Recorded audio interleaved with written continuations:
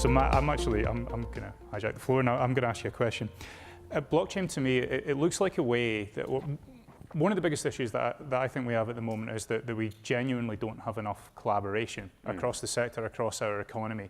Blockchain seems like one of these potential technologies that would allow companies to easily come together and actually trust each other. Do you think it's something that could be used in that collaborative project environment to really stoke collaboration? Absolutely. So what blockchain is really good at is removing the need to trust the other party that you're trying to transact with. So if you're trying to foster an ecosystem where, say, different industries with different competing interests are trying to collaborate to achieve a particular goal, but they don't necessarily trust all of the participants in that ecosystem, then blockchain, as a ledger that everybody can place their trust in, removes that tension from the room. So I think it's got huge potential to foster collaboration. Excellent. Yeah. Thanks very much. It's an interesting one because I think we throw around the word ecosystem a lot, and you know, I sit in a traditional 100-year-old company, and you know, often ecosystem is something that we get scared of, whether it's through our own corporate arrogance or whether it's just a healthy mistrust. But I think it's something that, you know, the technology is a big enabler of. And culturally, it's something that a lot of companies need to kind of really sort of look internally and say, you know, what are we trying to protect, and you know, why don't we open our doors more and really value what an ecosystem can bring to them. I think the other interesting thing about blockchain is how it allows members of an ecosystem to be rewarded in different ways. You know, whoever invented, you know, HTTPSs and TCP/IPs and all that, I mean, those people didn't get much of the reward for what they did, most likely. And you know, we see the ad with the Wi-Fi inventor driving the car. He's probably making more money from doing the Nissan ad than he is from any of the work he did, the CSIRO. But in these new things, I mean, if the blockchain, the Bitcoin is developed by a group of developers and a community of developers, and essentially they're paid because the more people that use their network because it's better, the value of the Bitcoin they hold increases, and that's how they're rewarded. So they get a direct benefit from making a better and better product, and it's a bunch of developers getting that reward rather than, you know, some large institution or yeah. So it's kind of interesting. And just touching on that very briefly. The ability for blockchains to open up and offer their, let's say, investment in their development to the general community through the facility of token sales, let's say, is really a huge deal. Because if you think back to when the internet was first developed, if you guys knew how big the internet would be, how many of you would have, say, invested in TCP/IP if you had the opportunity? I certainly would have, but this provides a democratizing mechanism to invest in the next generation of internet infrastructure at the ground level, which is exciting for me. Yeah. I think that's an excellent point, and one of the most interesting things that I've had pointed out to me recently is that we're entering a brand new brave world with IoT at the moment. But in reality, we're under 2 decades away from the real .com bubble before it went down. So we have a plethora of learnings that we have from that first connected internet experience that we're ready to go, that we can pick up, and we can use that with our investment models and business models here. One of the, I don't know if people remember, you know, big corporations were looking at the internet and they went, oh, this internet's kind of scary. And then the consulting group came in and said, oh, don't worry about that scary thing over here. You can build your own intranet within the organisation. And of course, intranets were largely completely useless because they were such a stripped down version of what the internet was supposed to be that they really didn't go anywhere. And I think you do see that a little bit with corporate blockchain initiatives right now as we're trying to look at the non-scary version. And it's being peddled by some very large companies, whereas the real version is out there and it's just happening. And so I think corporations really do need to embrace the reality of what it could be, and just recognise that that world is moving, and you learn about it, or you potentially get left behind, as some organisations were by the real internet.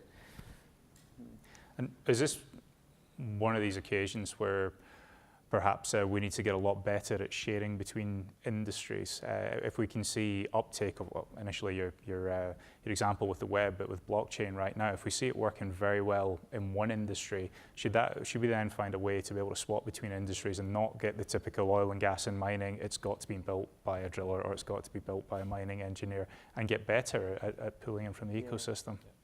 Yeah, absolutely. I mean, we see we had an interesting case where we took flow dynamics from our healthcare business and applied it in our oil and gas space.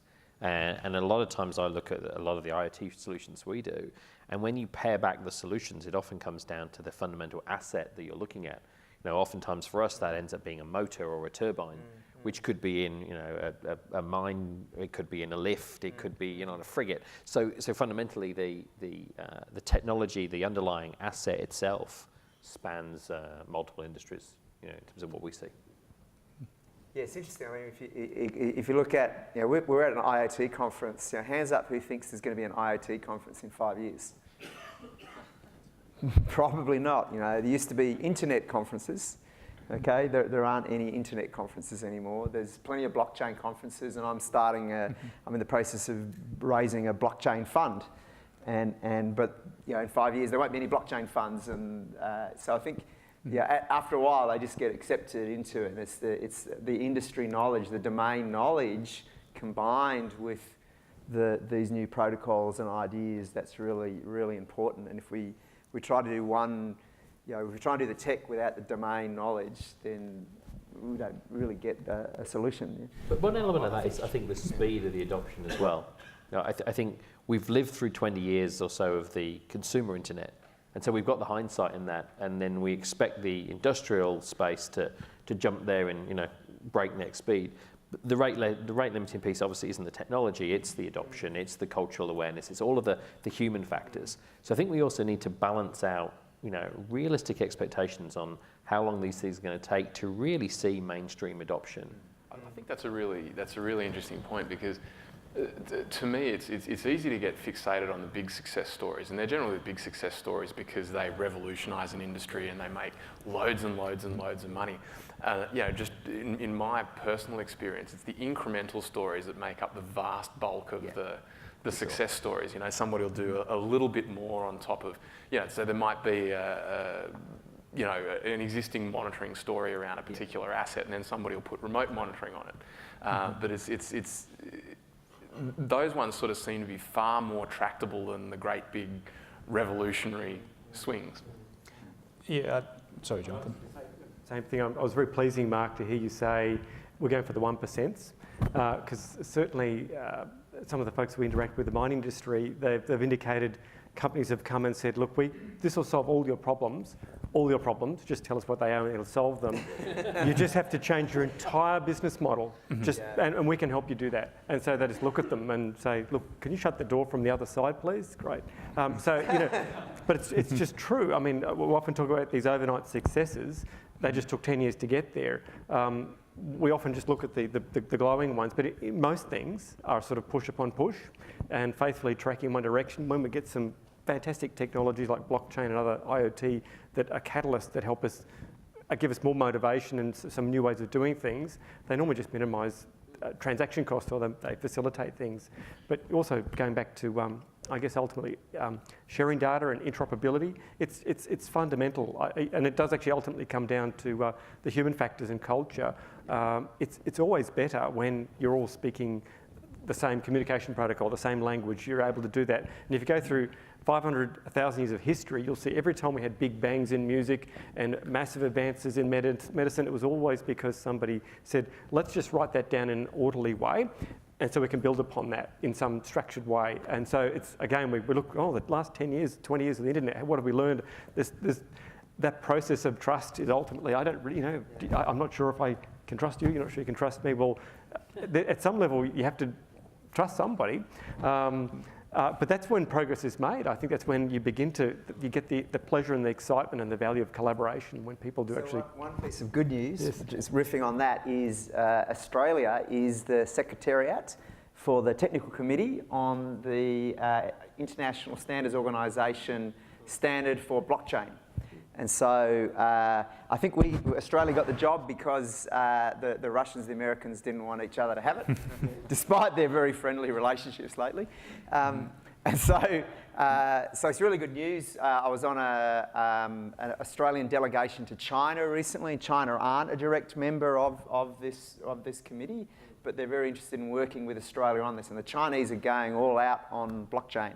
So if anyone's interested in getting involved in that, you can do so via the Australian Digital Commerce Association, which is the industry body advocacy group for the blockchain industry. They've created the Parliamentary Friends of Blockchain, and really their job is to make sure the government doesn't kind of make it difficult for Australia to get the benefits of this innovation.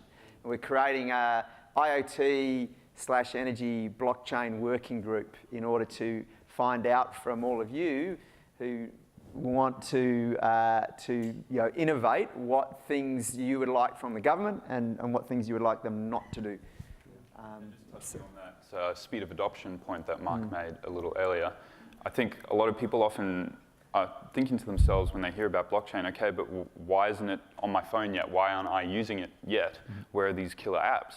And I think you were talking about reasonable expectations of technology adoption, Mark, and I think some people fail to often realize that Bitcoin only came around in 2009, and Ethereum, which is the platform that I spoke about, where you've got these startups that are raising hundreds of millions of dollars in token sales on top of, has only been around in its conception since 2014. That's like 3 years, less than 3 years old. For me, that's just mind-blowing that the platform has accelerated that quickly, but it really is still in its infancy, the technology. We don't know where it's going. We don't know exactly how it will be adopted, but exciting space for sure. You can download an app onto your iPhone or Android called Toshi, Toshi, and it was only launched recently on Ethereum mainnet, but it is rudimentary to say the least. But if you're interested to see some early D-apps and be able to browse some of the digital, a D-app is the app built on a blockchain, and so if you're interested to see that, you can download that. And there's a few more blockchain browsers starting to get onto the market. So it's really early stuff, but you can start playing with it now.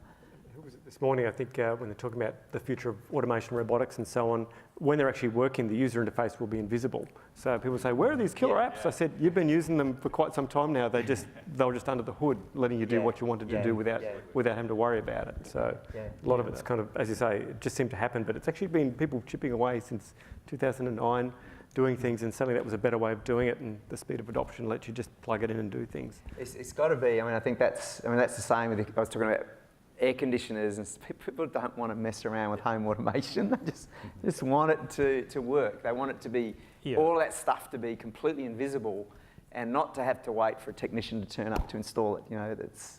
But unfortunately, there does seem to be that key theme with where interface development is going. That basically, if you can't see it, talk to it, or touch it, it seems to be a good thing. But as soon as you have to touch a phone or start looking at it, it seems to go down the adoption scale.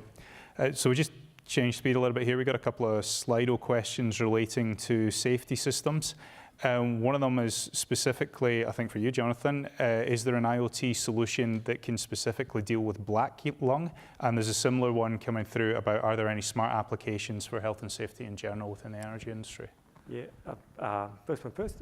We have to get people out from underground. That was the question I asked earlier. If you've been there, it's fascinating, but after about 2 hours, you say, I'd like to go now. So we have the technology. Black lung, there's a very interesting graph that showed when we were aware of it, it went down, down, down, down, and there's been a kick since 2002 up, quite remarkable. And it's probably a lost generation of awareness. So it's now, and unfortunately it has a long latency. So, young guys, they're bulletproof, 10 years from now it's an issue. So we need to be looking at sensing, processing, control, automation and in really practical ways to provide the industry with enabling solutions that give them credible ways of remotely operating. So people aren't exposed to those environments. It's like a given. So safety is huge. And I mentioned earlier about safety being a big deal. Safety is such a big deal in Australia and underground coal mines that it's almost getting close to becoming uneconomic because they're so safe. You know, you could go there and you'd never ever have an issue. So if we don't actually have people there, that changes what the safety things need to be. So if we have components to replace what people need to be doing, that means it changes the equation, and suddenly things that may be marginal now can become economic. So yes, we need to be looking at technologies there. There's lots of interest, both in New South Wales and Queensland in particular, about that. In terms of apps, the sky's the limit. But if you're working in that world where really in the province of data, getting access to good data streams and then effectively providing services and information to help people make good decisions. That's a sort of a generalised statement, but that's just true. And there are a number of organisations, one in Queensland where I'm from called SIMTARS, do a lot of work about workflows. And the more information they have to make better decisions, for example, black lung, even automating the process of collecting data for processing black lung x-rays. At the moment, there was a stage there where there was no qualified people in Australia because we thought the problem had gone away, so we lost the expertise. X-rays are taken, they have to be sent to the United States. And the office, you know, regulation came in, and this particular group of people were just completely swamped now with faxes, emails, all the data. We were talking about interoperability earlier. If we can find some way of just making it simple. And then some poor person had to triple their admin staff just to handle the workload. So somebody went off and said, let's create a digital workflow so we can at least streamline it. And they're finding, you know, trusted information at the start. Some of the doctors go, tick, tick, no, yeah, no. So good data all the way through, but scribbling on a piece of paper. So talk to somebody, talk about where the pain points are, and start writing the apps. You know, it's easy as that. IoT's got a role in this. There's obviously hazard identification and tracking, and so there's also just driving compliance. You know, to the extent that you can use IoT to make sure that the person is looking after themselves and their workmates rather than taking those risks. Because, like you said, a lot of young folk like me. Yeah. So devil may care attitude, you know. So, and there is again, it's different. There's a different generation coming in, but I can tell you, 20 years ago, if you wanted to put a camera underground, it would last about 12 seconds before somebody said, "Don't you be looking at me." There's a strong culture there. Younger people come through, they go, "Don't mind at all. Let me take some, you know, pictures of myself." But you know, monitoring people's health and managing that well is, you know, I don't think people would, for example, younger guys maybe, but some of the more established older adults in the industry don't think would like to be wearing personal trackers, please. Not because they're up to anything, it's a cultural thing. I mean, I got my own personal opinion in that, coming from that particular environment, having spent a lot of my life in that particular environment, and I can say I wholeheartedly agree with you about removing people from line of harm and line of sight. I think that's incredibly important, and the more that we can do with that, with the actual trackable wearables. I think we've got engineering and technical application, but beyond that, they're widgets. Health and safety and environmental management comes down to leadership, and you can't get away from that. You can have the best system in the world, which you guys do through Baker Hughes, by far, and that's a fantastic application for root cause analysis that's out there, but ultimately it comes down to the executive that's in charge standing up and actually walking the talk. There's no getting away from it. We're going to take a question from the floor now. Hey, I'm Gavin. My first IoT device was a BHP dragline in 1997.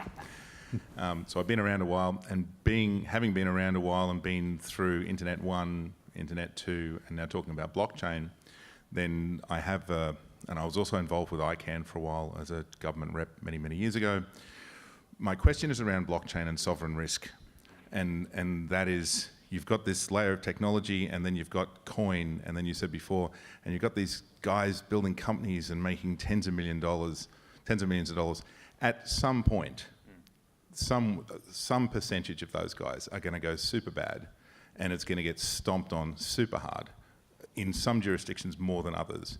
Is that a significant risk to the technology of blockchain, both in terms of what it will do potentially reputationally and what it could and what it could mean for the protocols that are used to make it work? Yeah, great question. I'm sure Paul will also have a fair bit to say on this.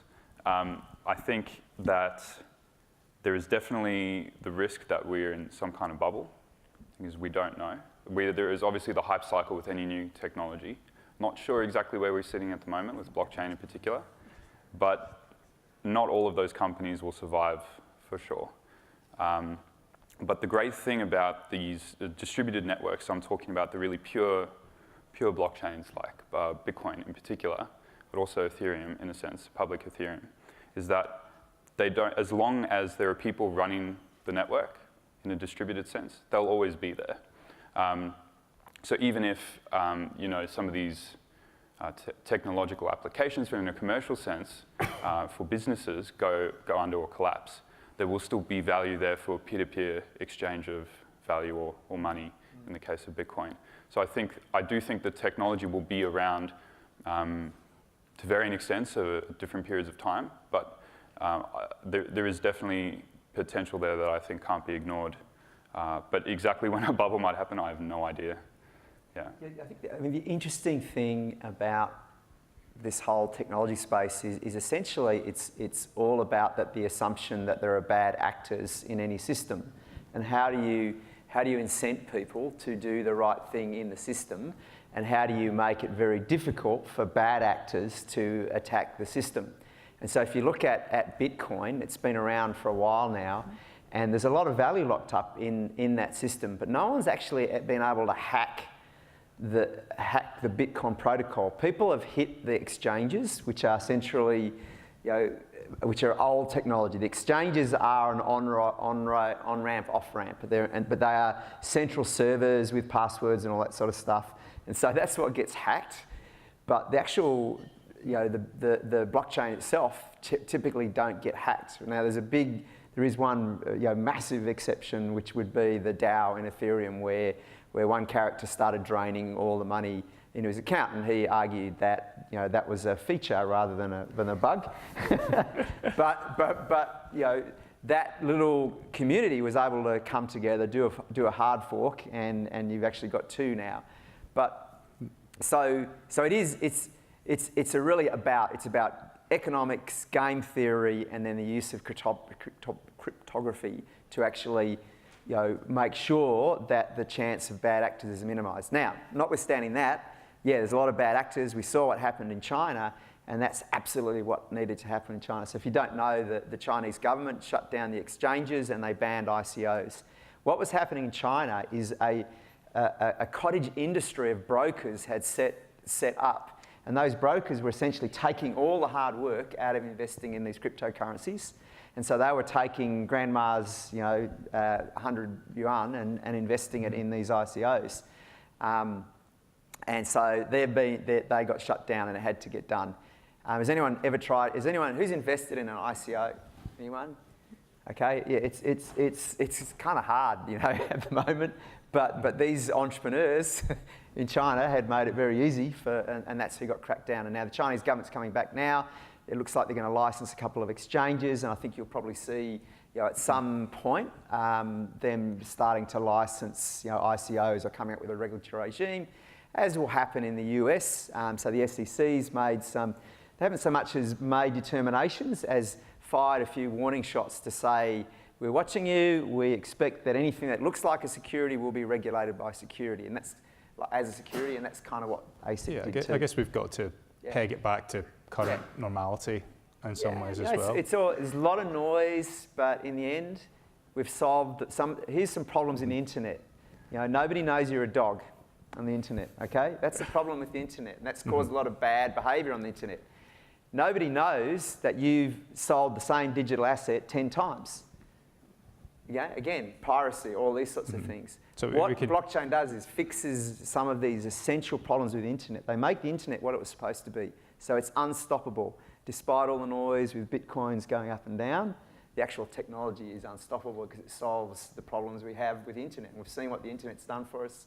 This is going to make it even better. And just to pull Paul up just very briefly on the DAO hack, because people often point to that example as a case where the Ethereum network failed, but that's just not true. So the bug that was in the smart contract that was running the DAO existed there because the guys creating the contract didn't audit it properly. So it was a human error in the encoding of the business logic on the smart contract, but the actual protocol for the Ethereum blockchain executed perfectly as it should have. Now, all the politics around whether or not hard forks of blockchains are a good idea, a bad idea, counter to the philosophy, it's a whole nother debate. But yeah. there was... Sorry, gents, I'm just going to park it there and Sure, just sorry. go back to the floor here. Hi, Stephen Parker. I'm passionate about this space, as most of you know. I wrote the book, that was being given around. One thing I'm curious about is the lack of discussion about personal data privacy. So that is a general topic, and then the follow-up question is, have we got the model wrong, where the current model is pretty much based on known usage of the data, therefore we go for consent at collection, to a big data world where we collect data with no knowledge and use it however we want at the point of use. So I'm particularly interested in Jim and Mark's view on this, partly because I think it's relevant for your worlds, and also the other guys have been capturing the limelight of the conversation. So Jim and Mark. Look, I think that any technology to get up any kind of real momentum requires a social license. And if you're collecting a lot of data or dealing with a lot of data, then you need a social license in order to do that. And privacy and consent to the use of that data, I think, is an integral part of having that social license. So if you look at the kind of, if you look at the business that we operate, we're immensely conscious of privacy. When we swap information with retailers for planning purposes, for example, we've got to make sure that we delete anything personally identifiable after we've done our planning, and that we don't sort of store that on our systems. So it's making sure that you've got processes absolutely everywhere through the organisation, because if something does go wrong, then you start to infringe that social licence and you put your entire livelihood at risk. Do you want to add, Mark? Yeah, so I mean, my space traditionally is more the industrial space. So if we look at the type of data we're collecting, it opens up a whole myriad of other questions which I don't think we have maturity in terms of legislation, consistency of understanding in and around that data. So you get into questions about sovereign nature of data. You get into questions about commercial sensitivity of data. I was working with a miner up in Asia, and where the miner was very comfortable for us to take the data offshore, put it in the cloud, and then where we had some government intervention to say the information around the quantity and the quality of the ore was seen to have sovereign sensitivity. And what we're seeing is the lack of clarity around the legislation is tending to lead people to be ultra-conservative. And that in itself ends up being a barrier to the digitisation and the opportunity. So what I'd like to see, and we're certainly actively involved through our own government relations, is helping to drive that agenda in and around how do we treat industrial data, because it is a different set of data, a different set of concerns to what we see in the the traditional personal privacy space. Excellent. So we've got another one on Slido here, which I think is maybe we can start with you, Mark. Are you seeing IoT implementation being driven by operations teams or by IT itself? And I'm actually going to augment this and say, what do you think of the rise of the trend for having one manager for both operational technology and information technology? No, it's certainly a real interesting one, and I'm an ex-CIO. And if I look at my role as a CIO, it traditionally was more the office side of the house, and technology on the shop floor was not the realm of the CIO. And so what we see in most of the environments is that the operational technology infrastructure is usually less secure, it's less developed, and it's one where there's often huge opportunity, but there hasn't been the oversight. So areas around things like IT security are well understood. OT cybersecurity is still a huge opportunity and a huge risk. So in terms of where it's led from, I think it's a mix in different companies. Where we see companies that have put a CDO in place, and that CDO has a senior enough engagement, then you typically can see where they're able to drive across a broader agenda. Where it's left to the operational teams, I think it tends to be more in islands, so in the mine space, often within the individual commodity units, rather than at a corporate level. And then you don't get the same level of cultural traction and momentum within the organizations. So I think, for major digital transformation, it needs to be top-down driven. And inevitably, I think that means getting your arms around the IT and the OT space together. Excellent. If I think too about the experience that I've had in the energy space, so I've been working with smart energy for probably 8 or 9 years now. And my experience of the business cases that get up is that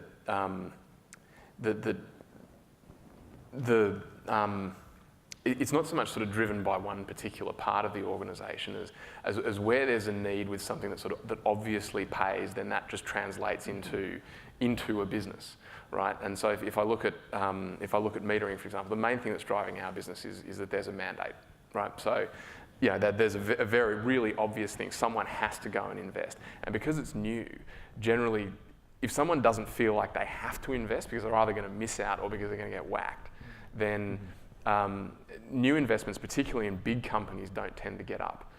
With little companies, you often see heaps of little companies will be sprouting all over the place with all kinds of models. Certainly in the energy sector, it's such a heavily regulated space that the regulations create all these different incentives on the big players in the system. And someone who hasn't spent years and years in the system obviously often won't understand those incentives. So the number of smart companies that I talk to that have come up with fantastic technology, and they'll have built a prototype and proven that it works, and they can do all of these amazing things, and they just don't get traction because there'll be some particular element of the regulatory environment that produces this quite counterintuitive behaviour from one of the big actors who they were really counting on for their payday.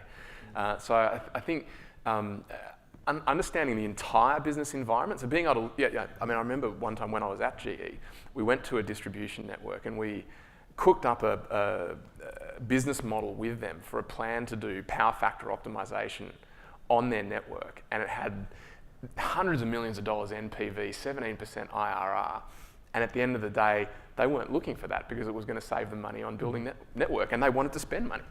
Yeah. I think the other thing with IoT is this sort of mixed environment thing and as a mindset thing. So in the energy industry, on one end, so like a gentailer, okay? So gentailer, you've got SCADA and OT systems back on the generation side. And then you've got all these ERP, CRM, IT systems in the middle. And then traditionally, you've had some kind of an interface with the consumer, but often that's been through call centres, and it's only recently that they've got into a digital interface with the consumer, and so they're spending a lot of money on that to catch up with the banks. But then IoT is a completely different mindset again from those three mindsets, because in this mindset, you're actually in the consumer's home. You have devices in the consumer's home. And maybe it's a little bit like where a telco puts a set-top box or a router or some kind of device in the consumer's home, but it's actually a little bit more complex because it's often a much more interactive device, and also it's harder to install because you need an electrician to install it. So lumping them all together works if people understand that there's different use cases, different mindsets, I think, required between OT and IT and IoT. They're very different mindsets. Yes, it's. I'm going to give a shameless plug for one of our projects actually, because we have noticed, particularly when you look at either try to get holistic visualization or holistic simulation across a large business, and particularly taking the example of mining, you won't get more than kind of 15 feet from a process before it breaks down, and you get brilliant customized simulation, but there's no whole of business view and there's no whole of business capability. So that's one of the things certainly that we're working on that we see as a big opportunity for the sector. I want to talk about security, and I want to talk, you touched about it there, Mark, on the security particular of the operational technology. And there's an awful lot out there about cybersecurity and how IoT is very hackable, and we had a big attack last year that coincidentally came out about 2 days after a federal government warning from the US. So read into that what you want.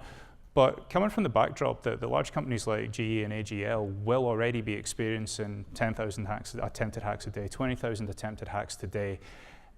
If you're going in with that particular mindset and you plan for security with operational technology from the start, is it really as much of a risk as people are saying? Or is it that we're trying to compare apples and apples with somebody playing about with Arduinos and Raspberry Pis to actual enterprise grade operational technology? So it's interesting. So I think OT systems are the SCADA systems and so forth. The security is hopeless because they were never designed for security. But they're usually, you know, there's a massive air gap between them and the rest of the world. So unless you can get some, you know, unless you can smuggle stuff across that air gap, you know, then you know, because they're stateless, you know, so you've got no idea, you know, like ripple control, the networks use ripple control. You send a ripple signal, you don't know what happened, you don't know if anything happened after you sent that signal, there's no response, you've got no idea of the state of the devices that you sent that signal to, you know, so, but they're old systems, but they often impact quite large assets, and therefore, you know, quite a big risk, and therefore you've got to, you know, you've really got to make sure they're quite hardened and you do maintain those air gaps. Then you've got these consumer devices we're throwing out there. Now, if my smart air conditioner doesn't respond, which one of you guys has provided to me, thank you, doesn't respond to the signal, you know, I probably will get annoyed, and you know, there'll be a customer complaint and so forth. But you know, relatively speaking, risk reward. If someone hacks all of those systems and uses them as a botnet army to do a, you know, DDoS, hopefully on my competitor rather than me, then that could be a problem. Maybe if we start to coordinate a fleet of, you know, several megawatts of, tens of megawatts of batteries, and you know, somehow manage to get in there and discharge them all at the same time, yeah, I could probably cause, you know, a spike or a sudden drop in electricity prices. So, but we're talking genuinely big scale crime, aren't we? We're not talking people kind of playing about. Is it? Sorry, I'm quite aware that red light is now flashing at us. It's certainly something you think you spend a lot of time thinking about in relation to the amount of risk that you are facing. At the moment, I'd say the risks are relatively low. You know, Jim's systems are as hard as you get. You know, but because he's got lots of stuff. But that is very, very heartening to hear from a consumer point of view. Thank you very much to all of our panelists. Unfortunately, the red light is flashing at us, but that was an excellent session. Thank you very much. Please join me in thanking everyone. Thanks very much.